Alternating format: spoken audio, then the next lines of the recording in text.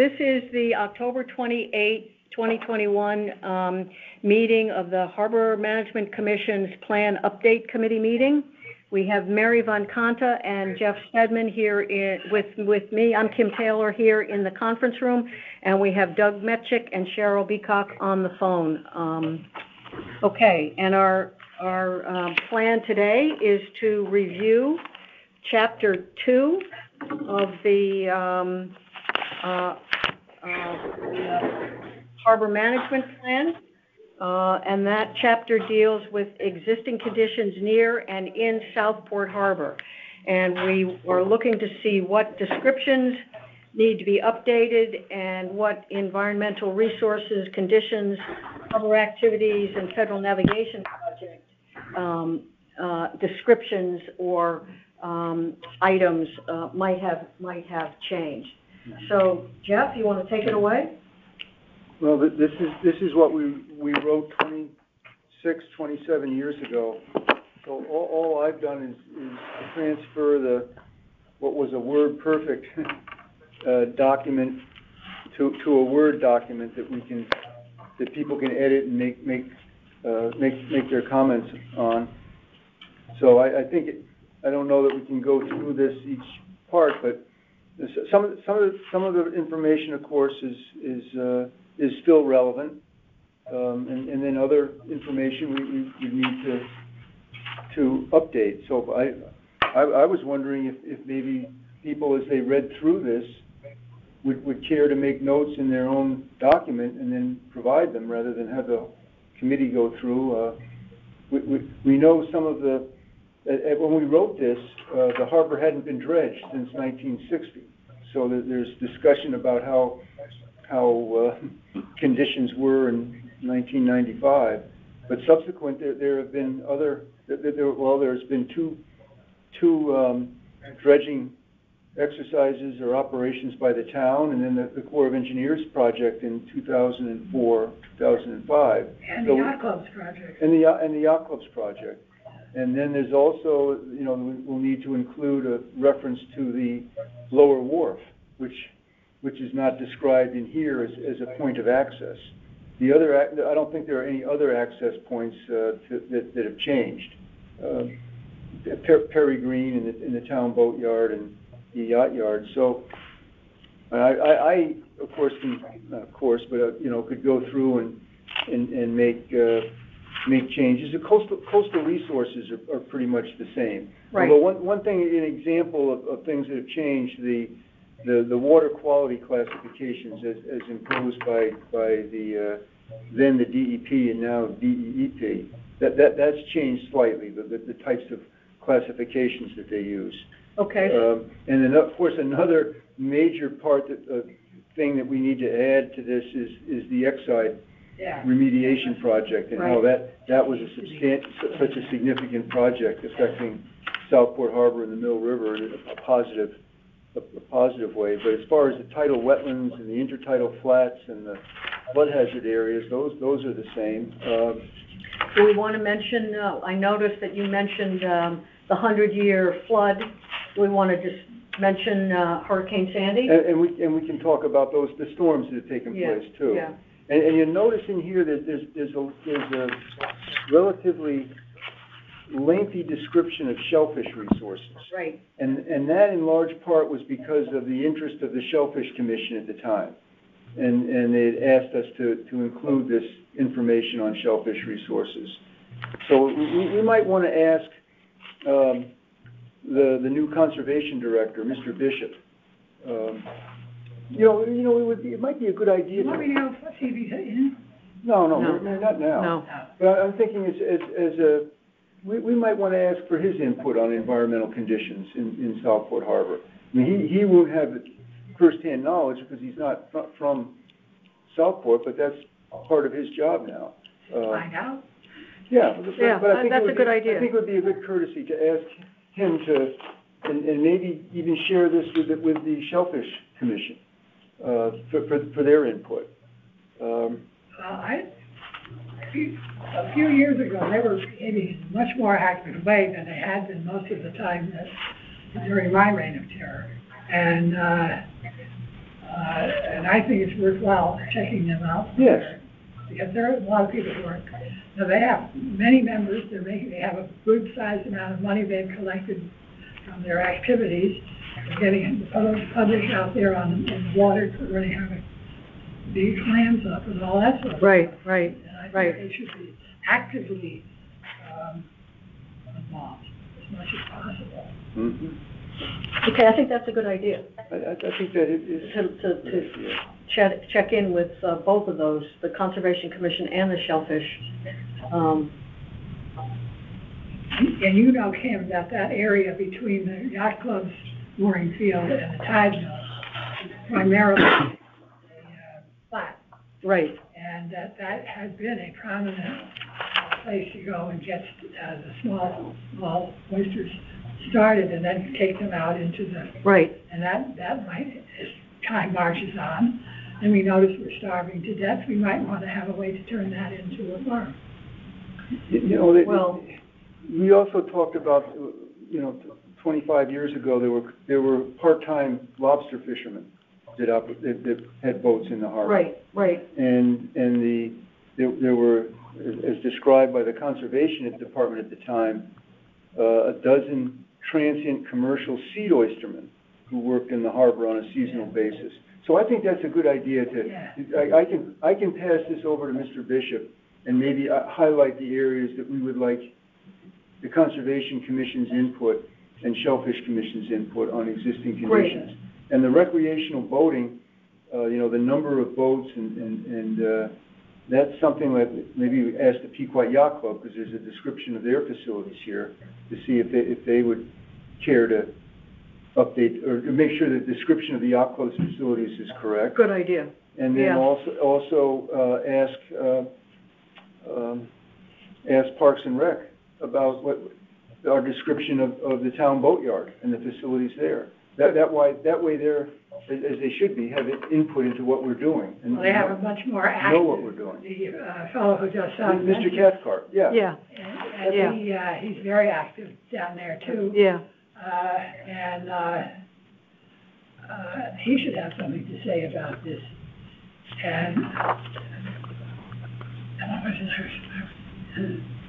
But I think that's a great idea. Ask the Conservation Director, PYC, Parks and Rec, and the Shellfish Commission for their input. And the Conservation Director would be our liaison, if that's Right. the right word, with the Shellfish Commission and Conservation Right. Commission. And I saw him this morning, I should have asked him, Well- wasn't smart enough or thinking ahead. Hindsight's a wonderful How thing. long are you gonna be chairman? Only get elected annually. They want you to be chairman.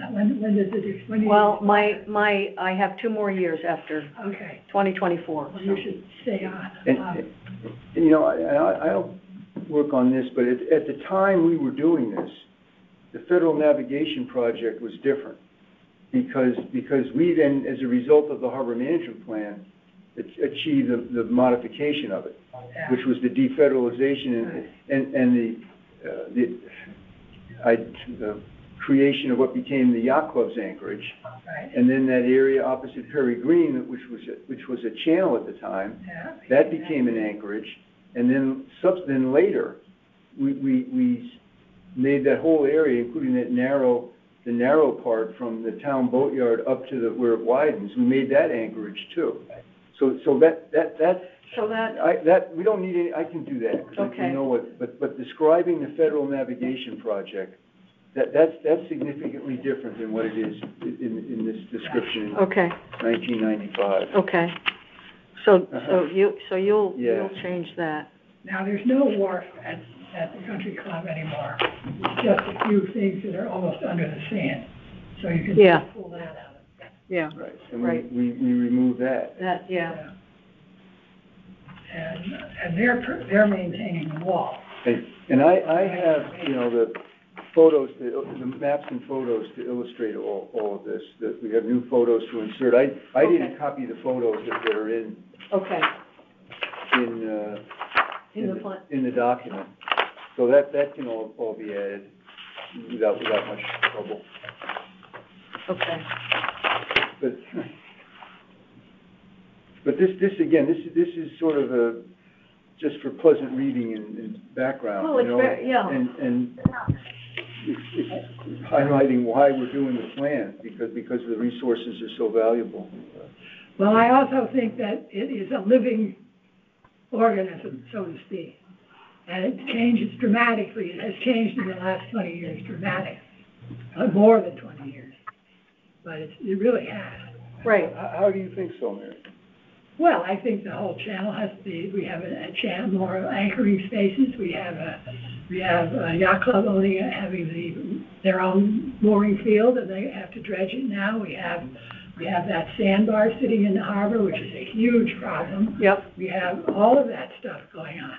And what we probably should be mentioning, the impacts of climate, the impacts of the high water level as well. Well, we can talk about the storm history. Yeah. But you're right, we need Yeah. to emphasize that sandbar, because Yeah. that's an important part of the policies or the implementable recommendations of the plan, is to manage that sandbar. Manage that sandbar. So that, you're right, that Yeah. needs to be emphasized Yeah. in here. And the access to the harbor, that was one of the things in the comments.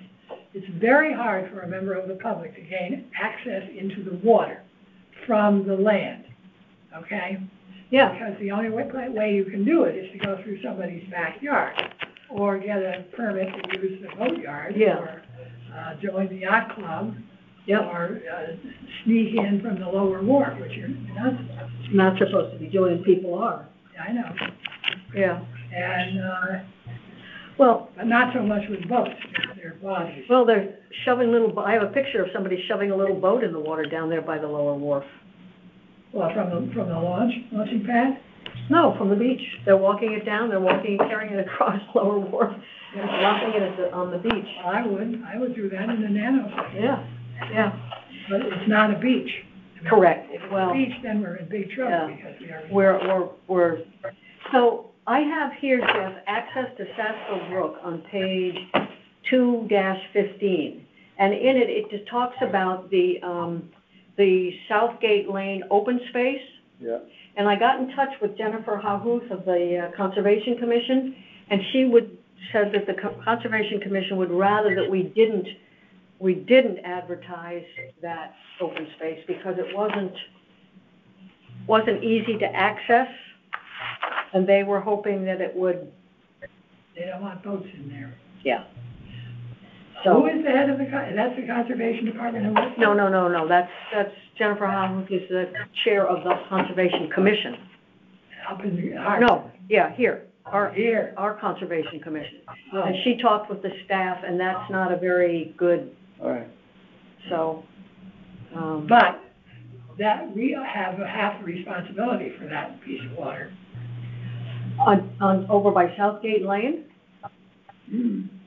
Well, but not the land. But not the land, the water, right, but not the land, We're half responsible for that. Right, and this has a 15-foot wide public access easement across private land. And that's the problem. Yeah. So they'd rather not have that there. Yeah. But, And we could also mention that there's, since we did this, there's a watershed-based plan for Sasko Brook, and also the Mill River watershed plan. Right. in addition to that, they've done some excellent work in cleaning up Sasko Brook, the commission from Westport. The Hunt Club, the job they did there, whoa! Right. And that brook. Right. And that's important. So this shows that the people who are working together from various towns and organizations and the environmental protection and the weather protection and all that is very important. Yeah. There was one other thing. Do you know, Jeff, whether they are repairing that block that's across the street from Perry Green, across the street from Ann Estelle. Ann Estelle's house she used to live in? You know, the LLC right now is in there. But across the way, there's Tom Stanky put in a gate. Tide gate. Tide gate, evidently it's broken, I don't know, we'll. but I think, Well, the conservation director ought to know, right? If we ask Those are the him. things we'd ask Yeah. him to provide input into. Yeah, I think it's a good idea. I think it's a very good idea. Brings him into this. right. Any thoughts from you people on the phone? Or if the other members could just add their own, whatever knowledge, any knowledge that they wish to include in this. Just type it into the document or Okay. make notes. the way the mooring maintenance is done in the harbor now needs to be changed too. What do you mean? Well, the yacht club is serving currently as the people who do the maintenance, and the town of Fairfield is running it, you know. Right, that's in the next chapter, Mary. This is just describing the natural and physical features of the harbor. The next chapter talks about the responsibilities of different Okay, it talks about different agencies and departments and groups that have management responsibilities. Okay, maybe I misread that. That went too far then. Okay.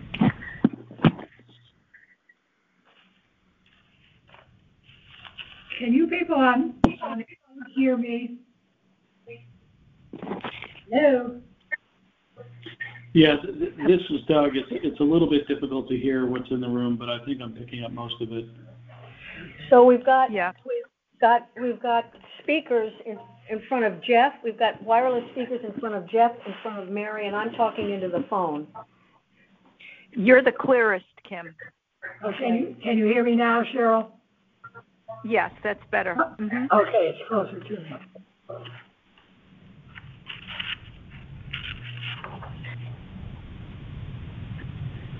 So we're just kind of scrolling through chapter 2 here, and as we come across ideas, just kind of tossing them at Jeff. I have one question. Admittedly, some of the materials for this meeting I didn't get in time to really pour through. I only had a chance to scan them. Sure. But I do have a question about chapter, and so I will read it in detail and Jeff's comments of making comments right into the document. I'll do that. Great. Great. I do have a question. The question I have though is because I'm just unfamiliar with it. Is there's a section in this about the Federal Navigation Project, and I just wonder if that has been, when I say updated, not the section, if there are any updates to the Federal Navigation Project since this was written, and where we would find that information. It's not in there. Yes, that's what we were just talking about, Doug. I guess, can you hear me now, or? Yeah, I can hear you, Jeff. Oh, okay. Yes, because that's an area that we have all that information, but because at the time, the navigation project was much different than it is now. As a result of the plan, we had a federal law passed to modify it, and that federal law defederalized the northern anchorage, which enabled the yacht club to obtain permits to use that area, which had been part of the Federal Navigation Project, as the yacht club's mooring area. And then the area between actually it's opposite the yacht club and opposite Perry Green, where the harbor is widest. When we did the plan, that actually was all designated as a channel, interestingly. And the reason for that was because in the late 1800s there was a bifurcated channel that split there, and when the country club was built, there were two channels there, and when the country club was constructed, they dredged out the area between those two channels, and they just made it all one big channel. And then, but we were able to get the federal law or the change in the navigation project to make that all as an anchorage, as it should be. And then even after so that was in like 1996, after the plan. And then sometime between 2000 and 2010, I believe, we also changed the narrow what was the channel between the town boatyard and then up going north to the wide place. We changed that from channel to anchorage also. In other words, so that boats could be moored along the side of it. So yes, there have been those significant changes, which we have all, we requested them and designed all those, so we have all that information. And what I can rewrite that section. But you're exactly right. That's a major change in the harbor from the, you don't see it, but it's a major change that affects the management of the harbor. Yeah, and also the place where the yacht club has its mooring field, which is between the yacht club property itself and the tide belt. I mean, that mooring field was defederalized. That's right. Yeah, that's what you said. Right. Yeah, and they have an agreement, and I'm wondering if the memo of agreement between the yacht club and the town of Fairfield should also be in here. Yes, we referenced that, but that's in the next chapter. So we sort of went about this a little backwards because we formulated changes to the goals and the policies and the recommendations first, and now we're going back and updating the descriptive part of the plan. Right. But this part of the plan isn't, there's no policies. It's just descriptions of the harbor, which they're very important. Yes. But and Jeff, I look forward to reading this. But the aspect of the harbor that I'll call is more southwestern. So it's more toward the mouth from the mooring field between, where you just talked about it opened up between Yacht Yard and the country club. So it would be really, I guess, from the lower wharf, across to that sandy beach that's crossed over the breakwater, and then, out the breakwater. So the channel there and the breakwater, there haven't been revisions to, and are still part. They're still federal, correct? Oh yes. There's no changes. The breakwater and the wall along the east side of the harbor. There's been no changes to those. In fact, the only change, the changes are in terms of its designation, not the extent or the depth or location. It was just changing what had been a part that had been designated as a channel to an anchorage, and there was also the changing federal anchorage or defederalizing it. And I take that back because there was a change to the location, because the area next to the yacht club, which had been channel and changed to anchorage, that western boundary was moved away from the shoreline a short distance in order to enable the yacht club to have its service dock in there. That was the only change in the dimensions, I guess you call it, of the actual area. But and I'm looking at this picture, Jeff. How do we account for the fact that we've got the blasted bump of sand there? I mean, we have the dimensions, right, that are by law are there, but in fact we have 30 feet of sand between the wall and the channel. Yes, and that encroaching sand is into the middle of the authorized channel. And that, when we spent all that time getting the approval, see, the Corps of Engineers did, just repeat stuff we all know, but just can't go out and dredge the channel. They need in effect environmental permits. They're not called permits, but approval from the state of Connecticut. And the state of Connecticut would not give the approval to maintain the full width of the channel, because the state of Connecticut, or the people that were working for the state at that time, who are now all retired, they considered that as a valuable resource. And so they did not they would not allow the restoration of the full 100-foot width.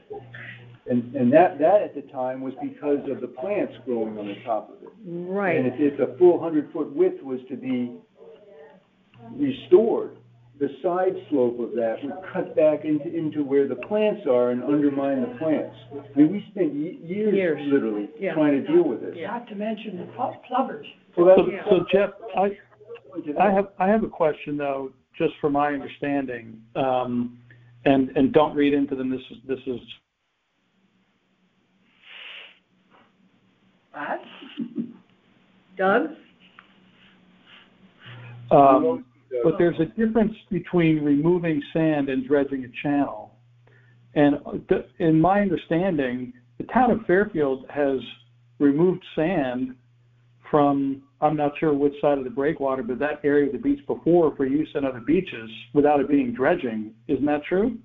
Yes, and that was all, when we first did that was all part of the plan that was agreed to, that the Corps of Engineers would actually dredge a 75-foot width, and the town was allowed to cut into the side slope to help with the side slope, and they had to use the sand for a beneficial purpose, because DEEP, and that same thing applies now, DEEP will not approve of the disposal of that sand into Long Island Sound because it's good sand and it has a beneficial purpose. So yeah, but that sand could be moved to other Fairfield beaches as was done previously, couldn't it?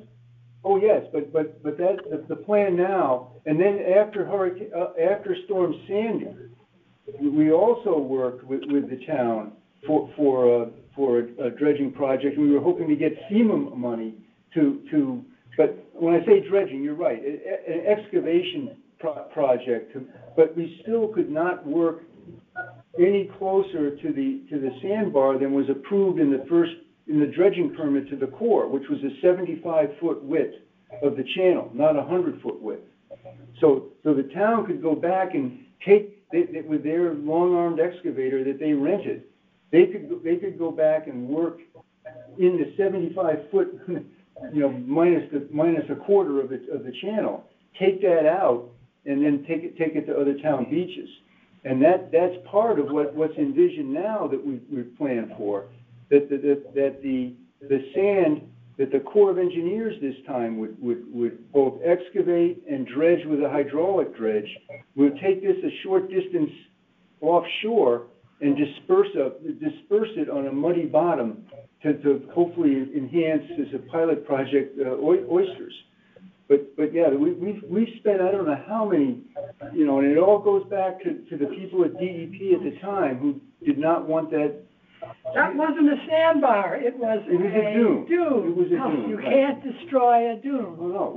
We I say we all the time, but the Harbor Commission retained a coastal geologist from Woods Hole, Massachusetts, to write a report that this wasn't a sand dune, it was a shoal. And we also retained a biologist who was recommended by DEEP to come up with a plan for transplanting the grasses that were affected. And we were trying to make this argument. And in the meantime, we had the money and the approval to do the 75-foot width. And the first selectman at the time, and also the chairman of the Harbor Commission, felt that there was no longer a possibility to influence DEEP with our arguments. And it was better to just go ahead and do what we could with the money that was available. But the problem still persists. So do we want any of that description in the plan? Yes, we want it all. Because sorry. Right? No, but I think so. Because one of the goals of the plan is to specify how we're going to dredge it, so that we can say that this is consistent with the developing amendments of the Harbor Management Plan to do it the way the Corps is planning. Right. But I mean, do we want to describe the efforts that it took to get us here? I think so. Yes. I agree. Yes. I think so. I think we probably should, and I think we should also, be articulate in describing, removal of sand and dredging and the differences of it, and maybe putting moments in time in too, because there could be circumstances at the time that govern decisions which may have changed. Perhaps an endangered grass is now only a threatened grass or something. Right. So. Well, the thing that's changed too, Doug, is that actually you're correct. It's always been classified as a threatened species, not an endangered species, but it still had the same protection. But now the extent of the grass is is more than it was back then. But you can't, on the phone. Too bad you can't see the 1946 picture. 1946, there's no sandbar on the. Right. So. Sandbar or dune. And in 1960, after they dredged, right. there wasn't. So between right. 1960 and until we dredged it in 2004, that sand accumulated and nothing was done with it. Right. Nothing was done to deal with the problem. Right.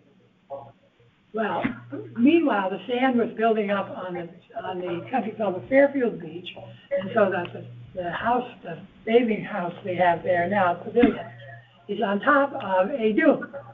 It is a dune, and it's filled up in there, and it's covered up the wall, and the wall is porous, extremely porous. We have higher tides, sand's coming over it and through the wall. Right. And the other thing is, it's a very fragile structure. And when you take it off and take it away, it collapses. Okay. And starts to spread into the harbor again. Yeah. But that's right. The emphasis to describe this particular issue, because look, you see the photos. The jetty doesn't function. Correct. As it was designed to. Which is one of the things I want to get, because the jetty is still federal property. Oh yes, and that. It's got to be maintained. I am just curious, when was that pool deck built? When was the what built? Country Club of Fairfield. The pool deck at the Country Club of Fairfield? Oh, not fairly recently. I don't know when the pool was built, but we find out. but we're sort of like talking about things that the Corps of Engineers now does have a plan for the work that we're discussing. And they've got to finalize it, and one of the issues that they're looking at is access to their property, which is because to do. Yeah. What's that? The Corps to have access to the country club. Well, the Corps considers the jetty to be their property. It is their property. Yes. So the way that they're just planning this project is that their dredge, which is a hydraulic hopper dredge, would be the means of taking the sand offshore a bit and dispersing it, because the bottom opens up. And they suck up the sand. But they can't do the whole thing, the whole project by itself, so the Corps of Engineers would also have to have equipment on land, just as the town did, to load, instead of like the town did, putting it in trucks and taking it down the beach and to other beaches. The Corps of Engineers equipment would put the sand into the hopper dredge, and then the dredge which could butt up on the shore, and then the dredge would take it out and disperse it. So the Corps will need an access agreement with the country club, and to be able to get their equipment down into that position to work, as they said, on their property. So when you look at the aerial photos, it looks like a portion of that slab goes right over the federal jetty. Yeah, you're right. It does. And the Corps has 15 feet on both sides of the wall on each side. Well, that's what we're discussing. So they could. I think without much trouble, they should be able to get permission to use that space to put their equipment on their new. We're working on that. We hope it's without much trouble, and that's the point is, if it's on top of the jetty, maybe it's now a federal slab, and they could park their equipment on it. Yeah. Right. Well, it's the Corps of Engineers Real Estate Department is looking at this. They'll make the decisions of what they have to do, and they're to do this. They're also looking at the material that we've sent to them about the history of the construction of the wall and the jetty. Right. And the fact that the sand has built up over these years, so that all of this sand in front of that beach was a dune. It wasn't there when I was a kid. Yeah. Well, we can see. Yeah. It was fine. You could sit on the porch at the beach club when I was a child. You could see the edge of the water. You cannot see it now. Well, but someone could say, well, what have you done over the last 26 years? Because this was an issue that we had when we were preparing the harbor management plan. I know. And now That is. we still haven't resolved it. We haven't- Right, right. So so in chapter 2, we'll describe the process. Just to describe Yeah. the issue. Good, describe the issue. The buildup of that sandbar. Yeah, good, good. And what might be done to. well, there's another part of the problem too, because what the Corps of Engineers is planning now, at our request, is to maintain the full 100-foot width of the channel, which means it's gonna cut back into the plants a bit. So we still have to come up with a mitigation plan for what to do about that. But they're looking at this as a channel maintenance project. They're not planning anything now having to do with maintenance of the jetty and getting the jetty to function the way it should be. You know what I mean? Well, that's something I'd like to explore, because maybe there's a different project or, Yes. you know, Exactly. amendment or something that has to do with the maintenance of the federal jetty. Yeah. In other words, we had talked about this some time ago with the country club, the previous manager. So if the jetty was to be maintained properly, there would be a regular program to move the sand away from the east side of it as it builds up and move it back on the beach, so you maintain a vertical, a barrier to the sand moving over it. And the country club at one point was concerned that if you dug they didn't want to dig like a sink in front of that jetty. So that's something we still need to talk, I think, about. Right. Of course, speaks louder than the town. Because even if we do this, in another 30 or 40 Well, years, exactly. someone else It's will gonna have to be deal with it. right back to where it was before. The wall, the country club of Fairfield is maintaining that wall from all the way back here, as far as it goes. Right. All the way out to here. Well, the federal wall doesn't go all the way up there, Mary. Where does it go? Well, go a little bit up above where your finger is. Keep going, up about there. Okay, so the country club is maintaining that wall. But they've got permits and have received permits Yes. to do maintenance on the federal wall. Yes, But that doesn't transfer any ownership or any No. rights to it. They just have a permission to maintain the federal wall. they do, and they're doing it for a great expense, and they do, as soon as they finish doing it, they have to start back again at the other end. Right. But they're Right. doing it. Right. But it's built differently from this. Remember, nobody can hear you, Mary, now. All right, but So- what do you call this? Alzheimer's is kicking in. What do you call that? The jetty. Jetty, all right, a jetty is built You differently from the can wall. hold that Yeah, microphone, the, Mary. the jetty is different. The jetty is made differently from the wall, and it's a complicated project that the Corps could certainly rebuild that wall. It would be a big project, but they could. Well, we talked about that because and Mark brought that up. Is it a possibility to raise the elevation of the jetty? And when we talked about that, that requires another act of Congress because it's a federal project. And the first thing it requires, as the Corps told us, is an act of Congress to authorize a study to determine the costs and benefits of it and what the federal interest would be in building it higher.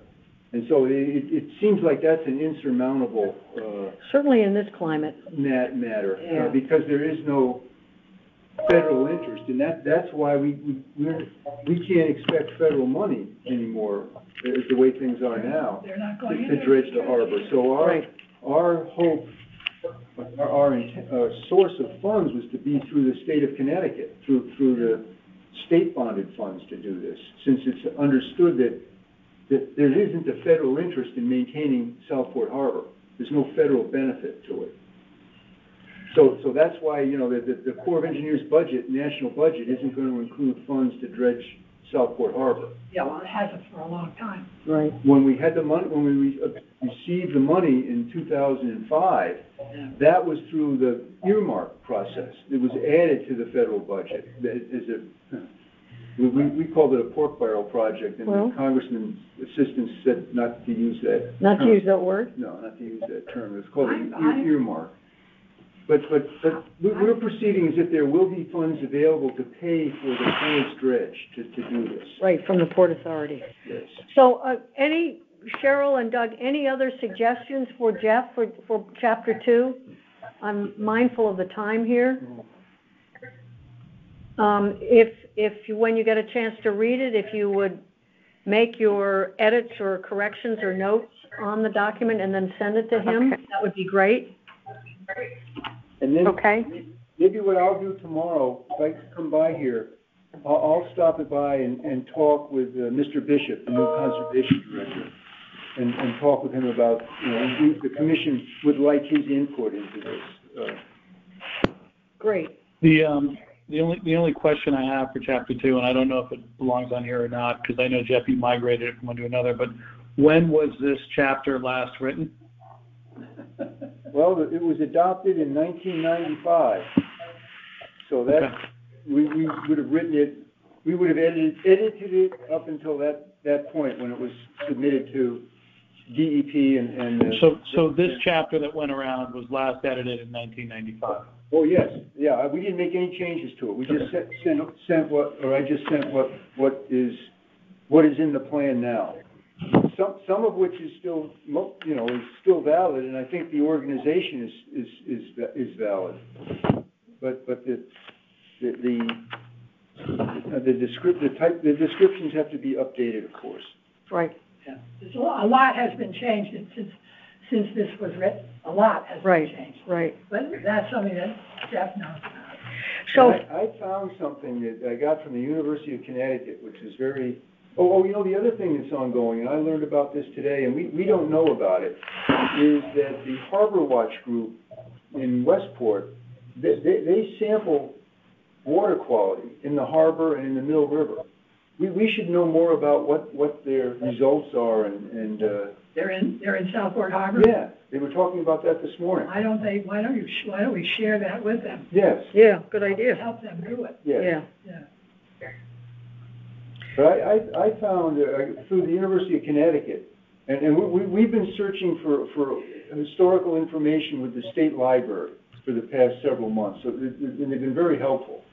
But I got indirectly, it came from the state library, but through the University of Connecticut, a map prepared in 1889 of shellfish beds along the Connecticut shore, from Greenwich to, in this case, East Haven. And it's a fascinating map, and I should send it because it's scanned at such a high resolution, you can zoom right in and see Southport Harbor. Oh, cool. And so at that time, it even shows the channel that existed in Southport, which is before Dual channel? What? The dual channel? I can't, I'll look and send that tonight, Mary. Yeah, that would be great to It's see. a fantastic map, and when you look at it, you wonder how in the world did they prepare that in 1889? Just like you wonder,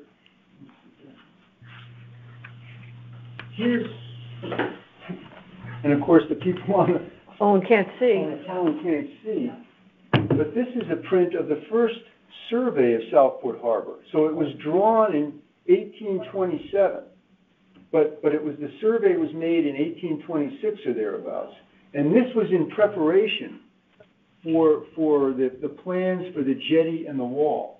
So you can see there's no jetty here and there's no wall here. And there's the two entrances, the two water, the broad entrance to the channel. And then The two. yeah, but see, this is they were concerned about this. I mean, I made some.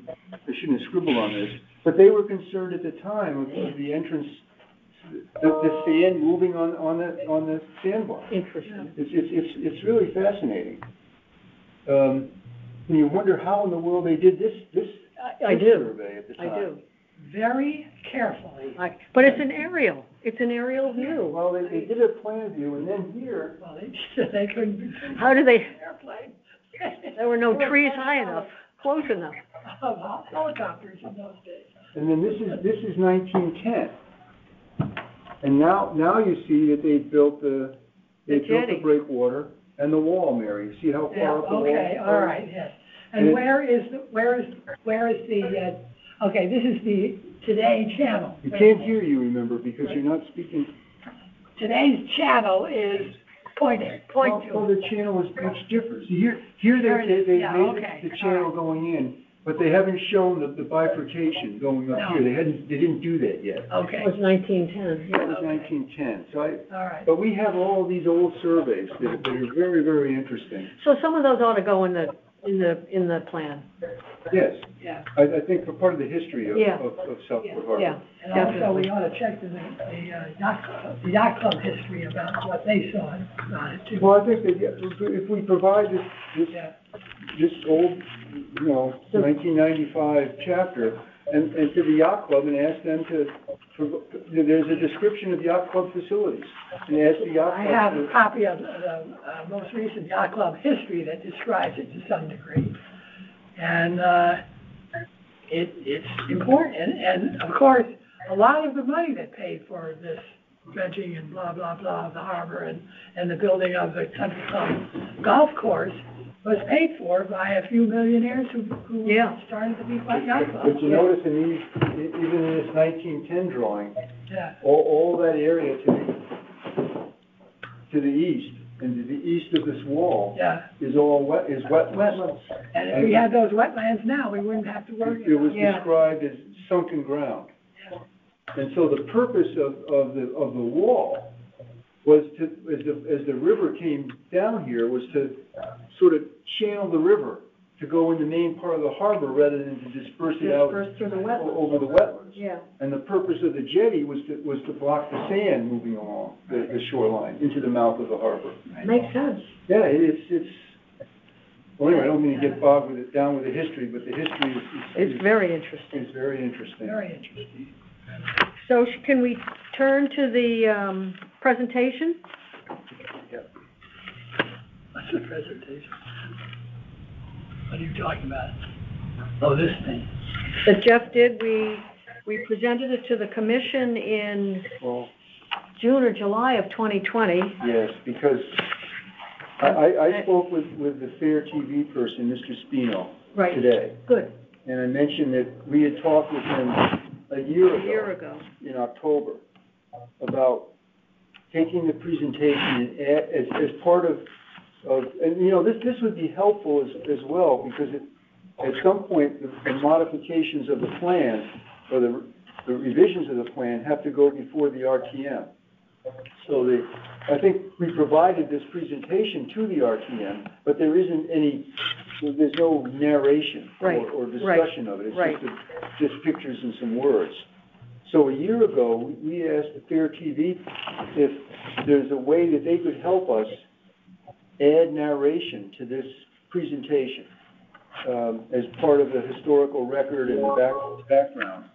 And that was a year ago. And Mr. Spino said that, yes, he could help us, but they weren't able to work, and they would have to find a place to record what we say, and we couldn't do it in the town hall at the time. right.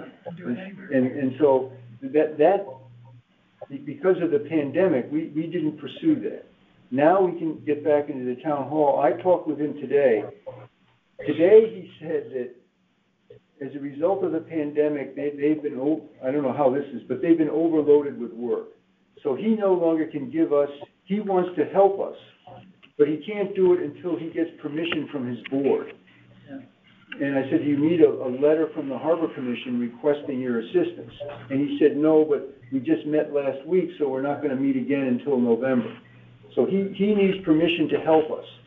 And then I also couldn't quite understand, he envisioned that he has all of his equipment in this room. Right, So that this would be the room where he would record what we're right.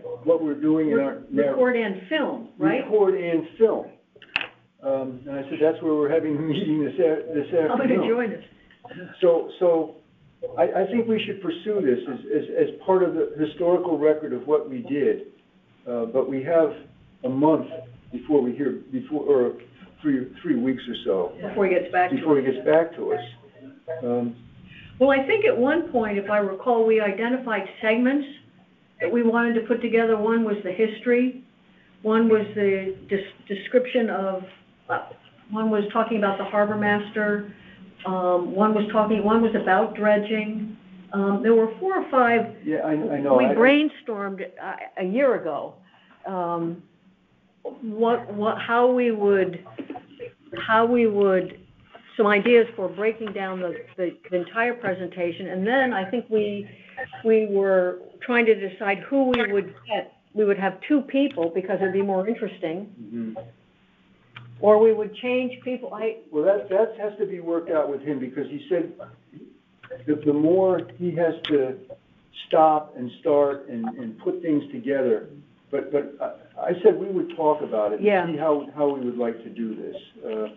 But he said he has all his equipment here, recording equipment and filming equipment. He would like to help us, but he, as he said a year ago, but now, because of their workload, he has to get permission from his board. Okay. So folks on the phone, any ideas about what would make an interesting, 10-minute presentation? I think it's more than 10 minutes. He asked me how many slides. I'm going to send this again to him. Good, okay.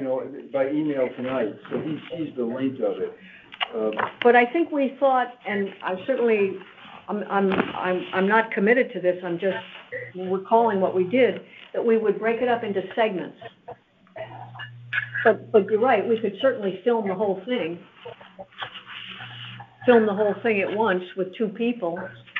Well, the other, and I know we're taking up time, but the other thing, he was envisioning that we'd have the slides on the screen. Okay. He'd film it. And I'm wondering if there's another way to do it. If, somebody goes, they see the slides and the narration is in the background, just like So sort of a voiceover. A voiceover, as you go through the slides, instead of seeing people talking about it. That's easy. That's much easier. I wonder if that's a way that we could do that. Right? I think that's a great idea, as long as we don't have the voiceover reading the slides. There's nothing worse than seeing a presentation with someone reading right from the PowerPoint. Right. Well, the other thing that's bad is to have somebody reading when the person is trying to read what's on the PowerPoint. Yeah. That has to be, Well, we could have, but the person doing the narrating, the talking, could also add questions, frequently asked questions about some of the slides and, the impact of some of the information, or why this is important, where it's just descriptive, or who would we get to do it? you have lots of actors rolling around in this part of the world. Well, but they don't know do we know anyone? Jeff, do you want to do it? I could do it. Yeah, Some years ago, a friend of mine was talking about that there was a documentary film made. It has to do with the Adirondack High Peaks. It's very interesting the way this documentary went about. And the fellow making the documentary film, this was some years ago, his daughter was married to one of Johnny Cash's. So they got Johnny Cash to do the narration of their documentary. Oh, how cool would that be? Yes, anyway. I think we can do it ourselves because he's not around anymore. Okay, so is there anything he needs from us? I just think to think through how I'm going to send him the presentation. Okay. And if you would like, I would like to talk at least a little bit about. I think you should. I think you should. I mean, you know of this. And whether we wouldn't want to. But let's think about it. But the point is, he's willing to help and would like to help. Okay. He needs permission from the board, and we've got to figure out the best way to do it. Okay. So, and your audience. our audience would, The audience, right? We're Yeah. gonna take that to the RTM? well, it would start with the RTM because we need their They approval. understand. Yeah. I think the audience would be everybody. But that has an ultimately, interest in the yeah. harbor. Yes. When our survey, remember, we had a lot of people who wanted to know more about the history of the harbor, and so There are a lot of people who are interested. yeah. But it's interesting that it's always have an audience in mind. But I'm not aware of other towns, I've seen this in other towns. If we could do this, I think it would be Be really cool. Very cool, yeah. Very cool. Very cool. Very cool. Excellent. about the history of the Harbor Management Commission, the history of Southport Harbor, and what we've accomplished with management of the harbor. Now, What we've accomplished. The earliest commissions? Pardon me? Are we not, we weren't one of the first commissions, but weren't we one of the earliest commissions in the state? Southport, one of the earliest commissions in the state? The Harbor Management Act was, when was that, 1984? Right, Okay. so when the commission was established, it was only a few years after that. I know. And that was because, and the commission was established to deal with the legal issues having to do with management of moorings and the Pequot Yacht Club's use of the unauthorized use of the federal navigation project. Yes, Pequot Yacht Club But, spent a lot of money, but they're right behind this. right, They're not behind it, they had to do it to survive. well, it was an early, but the plan took a long time to do because of the Right. contentiousness of Right, it. right. But I think we should also have a section on dredging. Yes, Absolutely. and Well, dredging is a brand new field, too. what? Lots of ways of dredging. Now, that nobody's thinking about. Right. But when I say dredging, I don't mean description of how you dredge. I'm thinking of the issues that we face in the harbor, Right. especially with the dune or sandbar, depending on what you want to call it. But. Right there at the you know, entrance of the we channel. have many different ways of approaching that problem. I think they have come to a good idea. I think the hydraulic sucking out of the sand, putting it into the barge that opens up on the bottom. Right. Is marvelous if they Right. can do that. Right. But they have to figure out how to stabilize that Afterwards. so it won't fall right back into the harbor. Right, right, right, That's the issue. right. And if they're gonna have, birds are gonna wanna get down to the water, blah, blah, blah, blah, I don't know, how am I gonna do Well, that? we've got to hope that they know what they're doing, because, They've done it before, but again, the Corps of Engineers, as they've told us, they're looking at this as a channel maintenance project, Right. which implies that you're gonna have to do it again, Yeah. at a later Absolutely. date. We're gonna Yeah. do it constantly. yeah, And that's the way that the jetty should have been maintained. Yeah. Constantly maintained. And the yacht club walls should have been maintained, and. Right. Perry. So the purpose of this presentation, the main audience is our community? Is it- I think so, that- Cheryl. Okay, so I think I think it was Doug made the comment earlier, maybe we take a few minutes to explain to the public, many of whom have an opinion on this, the difference between sand management and dredging, and maybe the challenges associated with each. I don't know, is that an appropriate thing to throw into this? Maybe not, I don't know. Well, it's a very complicated, a lot of complicated ways of handling this, but a lot of controls by the federal government to preserve the sanctity of the areas where this dredging. Right. And it's very complicated. Now, you can go on and on and on and on about that, but there are. But to keep it at a high level. Well, you can't take contaminated, you cannot dredge the area between the boatyard and the lower wharf and just take it out and dump it in the middle of Long Island Sound. Right. Right. Highly- That's a data point that a lot of people don't know. Right, right, and I guess that's what I'm saying, Cheryl, is that, the process is so complicated, depending on what you want to do, that, I remember Mary sitting in the rec commission meeting, and somebody says it takes so long to dredge. Why hasn't it happened before? And Mary's saying to them, it's such a complicated process. I mean, everybody wants it dredged, but nobody understands what it takes to get there. No, this is the Yankee. That's correct. The Yankee solution to everything is, if it's not broke, don't fix it. And that's a bad problem. Well, it's a bad, yeah. It should have been fixed earlier. Right, but, Going back to Doug's comment about the terms that are used, but we're using dredging as sort of a catch-all term for maintaining the harbor by Right. excavating material by whatever means, mechanical or Right. hydraulic, whatever means it's necessary to maintain the harbor. And it has to be done in an environmentally sound way. right, And so we're the management of the sand, since the sand is a beneficial material that can be used for beach nourishment and for other purposes, that we're emphasizing that.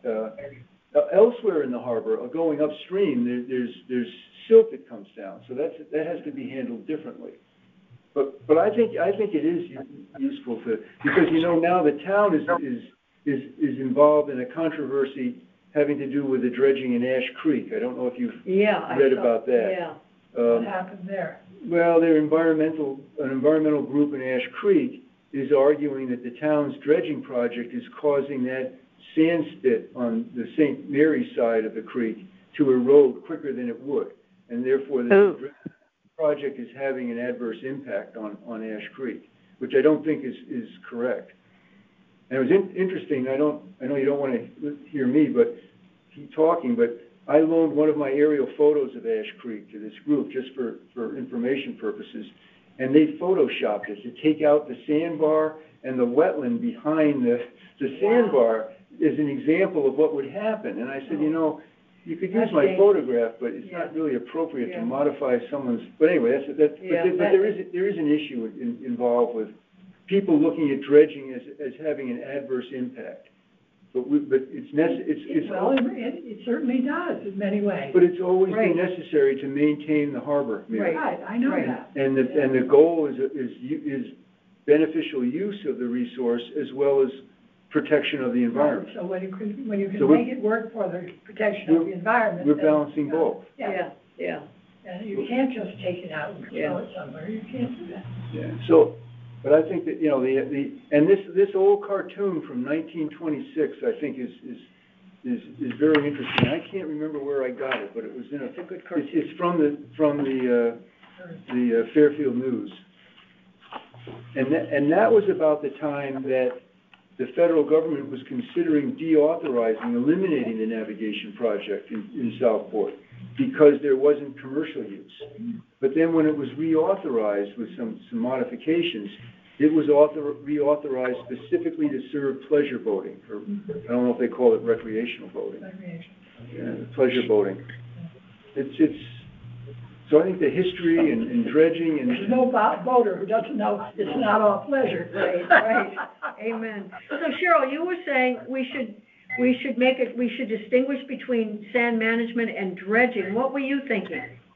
Well, I was just, when Doug brought that up several minutes ago, I don't know whether that's an important distinction that the public needs to understand, and perhaps the challenges associated with each, or are we just using, to Jeff's point, dredging as a generic term? But I just know there is frustration out there year after year after year as to why the channel is narrowing, and it seems like every year nothing's being done. That's pretty much the feeling. So I'm thinking, is there an opportunity in this presentation to educate the public as to the challenges? Jeff was just, when you were just speaking, Jeff, I was wishing we could have captured that because, a lot of that just explains to people, you have to worry about what you're dredging up, not only where you're going to put it, but what the beneficial use of that material would be, blah, blah, blah. People don't think that way. Yeah. They just worry about I think it would be a good idea to draw the distinction because they are different things. There would be different plans of attack for both, different triggers to pull, potentially different funding, testing, study type sources. Right, different permits. It's not. Yeah, exactly. It's not.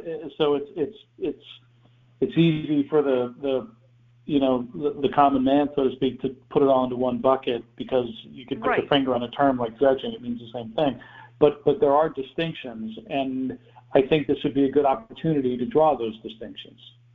Yeah, Yes, I think and educate. Dredging is part of the sand management. Right. Absolutely essential part of it, and they should not be told as separate things.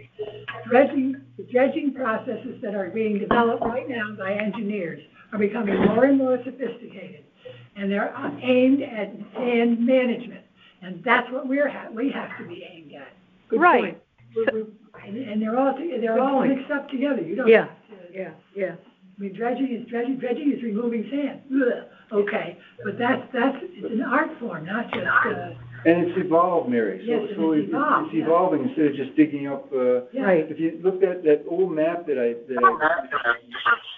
1889, it shows in a number of locations dumping grounds, just off of every harbor. It wasn't the, full of oil and.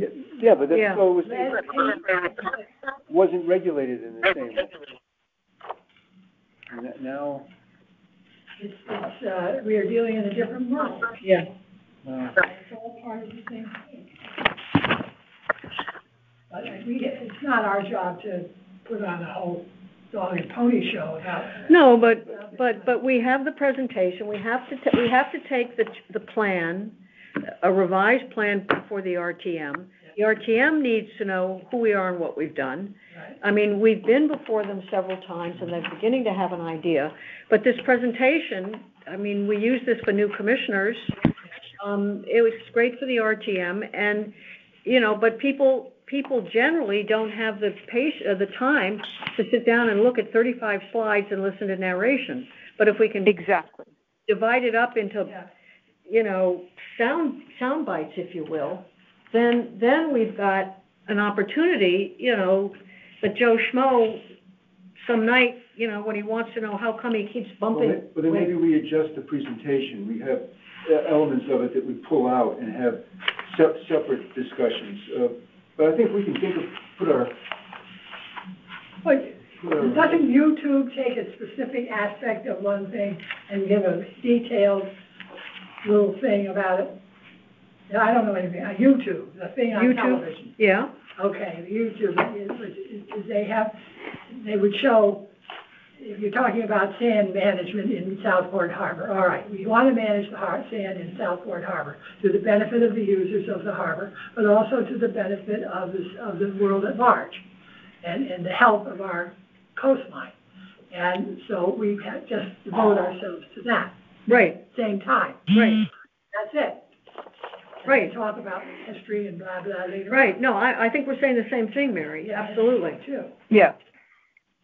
Okay, and so that, if you're going to talk to them about dredging Southport Harbor, now, what they're gonna wanna know is who's gonna pay for this. That's all they're gonna care about. Well, okay, so here I'm listening to this as the outsider here, and we're talking about now the audience is the RTM. Right. But I thought the broader audience for this presentation was the community. Yeah. Yes. So if you just narrow it to an RTM pitch, that's a totally different way I would approach it than to the broader community.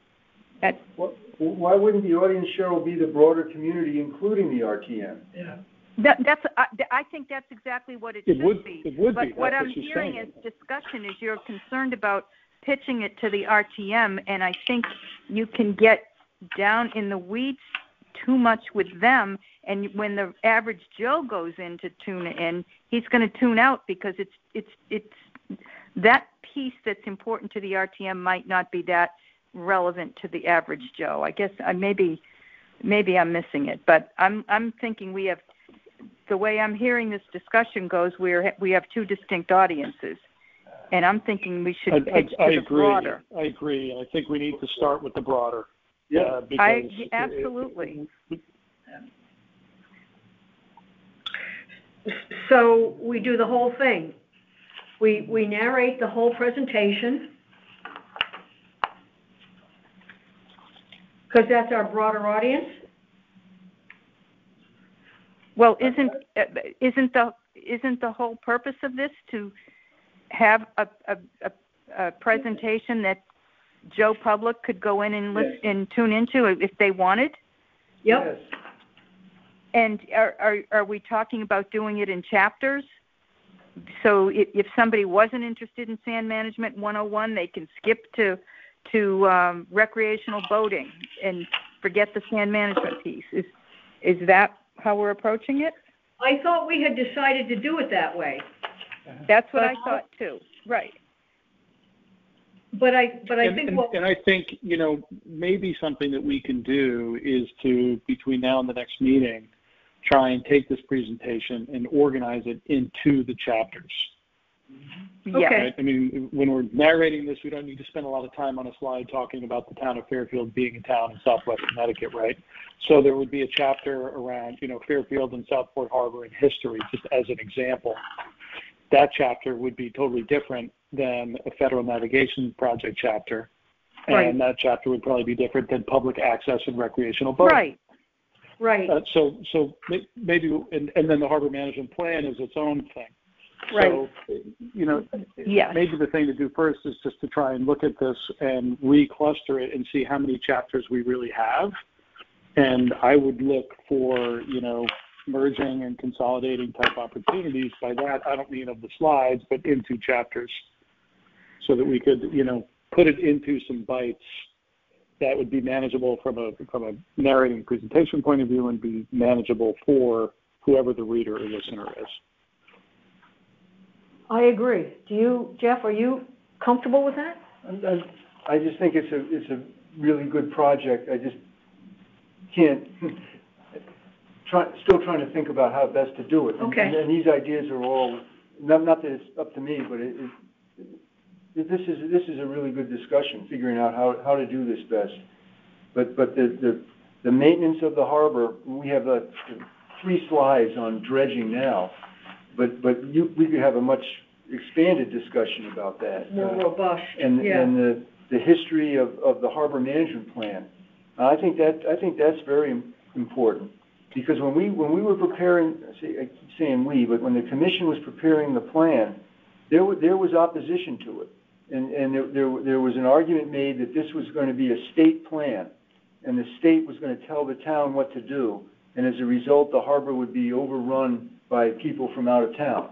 But that hasn't proved true. I mean, the benefits of the plan were for the past 25 years, there haven't been complaints or actions by the state or the federal government against the management of the harbor. No. The harbor has been managed well. Yeah. Right. And it's an ongoing process. The question, this is. Well, so I think, Jeff, that we wouldn't take away from those things, right? I think, as I'm trying to say here, it's a question of how we want to organize it. Yeah. There's 5 or 6 slides in this presentation, and they're in varying places Mm-hmm. that deal with, anchorage, anchorages, moorings, and mooring maintenance. And we can cluster them together, and that might be its own, the same way that dredging might be one, and sand management might be one, and the plan, would be one. And so I wouldn't want to diminish any of the things. I feel as though we can organize it in a way that could be consumed first by the broader public, and the deeper dives in information will come. So I don't want to gloss over things that are important, for sure. But if it's 6 chapters versus 33 slides, the presentation might be entirely different, even though those 6 chapters, they might contain more slides at the end of the day. Yeah. Mm-hmm. Yeah. Okay, let me But tell I you. use 6 just for illustration. Let me tell you a tale. I went out on a boat the other day with a bunch of good sailors who knew what they were doing, and one of their wives was on board, and we were going into the area near the Captain's Cove, so we were going right by where this dredging project had been done. In Ash Creek. Near Ash Creek. All right, and the woman said to me, "Oh, well, I wonder about that," or said to everybody in general, "I wonder what happened about that. I wonder how much that cost the taxpayers of Fairfield to dredge that channel out. It must have been horribly expensive, and who gets to use it and what is it all about?" So I said, "Well, I haven't had a little more experience with that than I was very fortunate. I went with Jeff Stedman. I got invited to go with Jeff Stedman to watch that Well, project." it doesn't matter, you went with me, what do I? You did, I did. I know, know but who Jeff Stedman is. I don't, They know who I am. Jim Harmon's wife, But don't- so forget it. doesn't matter, you went with me. So at any rate, it mattered that I got to get out there because you suggested I go. Yes. I was not invited by the people who were doing the project. Nobody was allowed in there unless you had an official connection.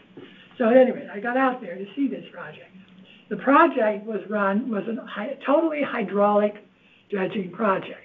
And what they did was they dredged it out with a thing similar to what they did on Mill River, only instead of putting it into tubes, they sprayed the sand and nourished the sand on the Fairfield beaches. Right. Period. And they got a lot of sand out of that area, and it was clean enough so they could use it on the beaches. Okay? It didn't look that clean, but nothing on the bottom of Long Island Sound looks clean. Right. So at any rate, because it has foliage in it, that's one of the things that it definitely has. But at any rate, and I said it did. It cost money. It cost $700 million. That's what it cost. $700,000. $700,000, excuse me. $700,000 to do this project. If they had done, which they could never do anyhow, if they had done the business of dredging it out and putting it in a thing and putting it out and going out to one of the dumping grounds, which they couldn't do because it's sand, cost 5 times that. Yeah. Okay, so it was a very good project. It was very well done. It was done quickly, and it benefited the beaches and it benefited the boats. Okay. Now it should appear that it's also causing a problem on the other side of the spit. No, it's alleged to do that, Mary. Yeah, it's alleged to do that. All right. So, well, that has to be looked at. But so right. what? You know, I mean, I'd like But that's sand management. They're using, that's just sort of what we're talking about here. We are, right. It's an ongoing project, and to use the sand for a beneficial purpose. Right. That's what we're striving for here. That's what you are striving for. Just here. different means of doing it. We're not. So that in and of itself is the way to dredge and the purpose for the dredging. There are multiple purposes that are not just good for the fat cats who live in Southport. And let me tell you, that will be out there like something like a horrible thing out there. And it looks like the town of Fairfield is paying for anything for Southport. No. Right, well, Kim, I think we should think about curtailing this. okay. Yeah, this is Doug. I actually have a hard stop. We're leaving town this evening, and so I have a hard Okay. Yeah, this discussion is not, we should take this offline, I think. Okay. Yeah. All right, so any suggestions about when we should meet again? Next month? Just Thursday? I'll throw one suggestion out, which is, Yep. if it helps, between now and the next meeting, maybe next month is appropriate for the next meeting, but I'll raise my hand to, and I may enlist Jeff, but maybe he doesn't want to do it, to sit with Jeff or work with Jeff, Yeah. and try and take a look at the presentation and see if there's a way that we could just naturally turn it into a few chapters that might help with the flow and bring that, look into the next meeting. I'm happy to do it on my own. I think it would benefit from doing it with Jeff. Okay. Yeah, well, we can get together So why to don't do that. yeah, so do you want to, you guys separately schedule that and then let us know, and then we could schedule another meeting after you've gotten together, or when you have an idea of when you can get together? Do you want to schedule another meeting? Yeah, what I'd suggest is that we try and schedule it, and anybody's invited to participate. Mm-hmm. So okay. I certainly wouldn't want to steal it or do anything, but so we'll find a time that we can get together and sit and do it, or anybody who wants to could help, Okay. sit in on that, and then we could have that, those materials shared in advance of the next meeting. Okay. And then also in the meantime, we're going to pursue additional information to put into the chapter 2 with from conservation and shellfish and Parks and Rec. Right. And from everyone else who's Right. been talking about this. Right. Would it be possible for people to come to a live meeting now, starting now? Would it be, well, So much better to sit and look at these pictures and look at each other and see what's going on. And if you want somebody to stop talking about something that's But difficult. we can. right. Well, That's just the way it is, Mary. that's the way it's set up We now. can have live meetings now in town hall. so. We can. Oh, yeah. Yeah, here we The are. Harbor Commission I'm met. wondering if we can persuade the rest of the people. Is it possible for, Doug, is it possible for you to get to a meeting at 4 o'clock? But it's also, it's just a matter of. Absolutely. Today I was not able to because the only way to attend was between meetings, but I actually was at the last meeting in person and would intend to participate in person for sure. So let's, Jeff and Doug will get together and from after that, we will plan our next get-together and, take a look at the, proposed, chapters, if you will, of the plan. Yeah. Okay? I think we should meet, if we could meet every month, that would be good. Yeah, if we can get another meeting in November, that would be great. And I'll update the description of the navigation project. since Okay. I have all that. Okay, great. Anything else? Yeah, Kim, can you call me when you have a chance, please? Yep, will do. All right, thank you. Okay, super. I think we're adjourned. Thank you. Thanks, everybody. Okay.